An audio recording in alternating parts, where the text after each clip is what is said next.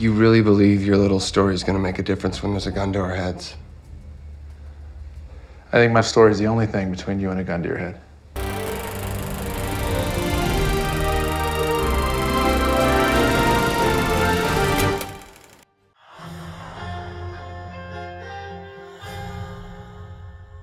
You know, it was just such a thrill, like kind of a once-in-a-lifetime career thrill to bring this movie, the first time we show it to anybody, and show it in Canada, because, you know, so much of it's about like the way the U.S. and Canada work together and saying thank you, Canada, and you know, the Canadian side of the participation has naturally been known for decades, and the American side's been known more recently, but it's nonetheless a story about collaboration. And so you had that overall aspect, and then you just had the aspect that the Canadians got all the jokes that only Canadians would get and got all the references. And to see, you know, we had the screening of 1,200 people in Canada who liked the movie. It was the best sense of kind of approval that you could possibly get.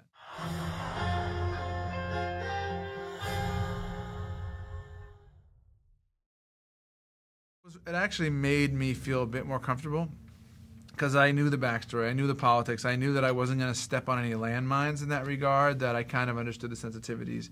And I also understood the connections between now and then. And I didn't want to be preachy, I didn't want to tell people what to think, I didn't want to do any of that stuff, but I did want to allow the audience to ask questions. I did want to show these events in a very real, purely factual way, but so that they be free, that they could be contextualized, so they could understand it, and so that people could all draw their own conclusions from it. Because it is provocative in the sense that it's incredibly relevant to what's happening now in the most important part of the world.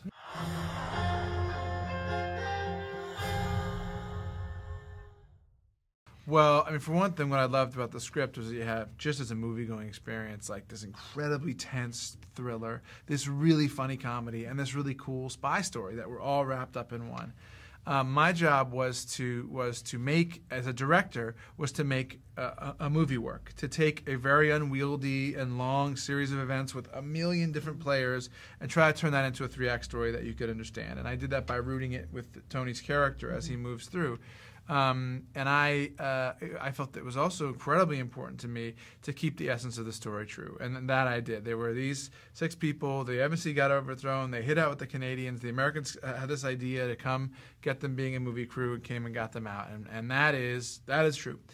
The tough part was that there was so much in the movie that, like, I wanted it to be 10 hours.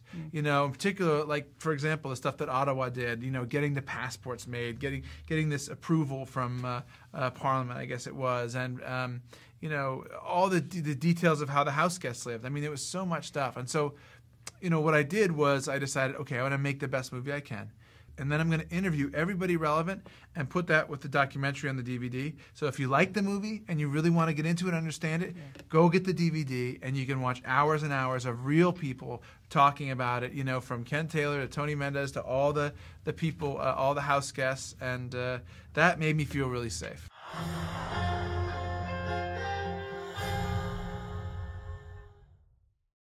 It was the second worst. The beard was the worst. And then my kids were like, "Dad, shave," every day, hounding me to shave. I had to be like, listen, I have a job. It's the reason that you're able to go to school, okay? So just put up with the beard, but they are too young to understand that.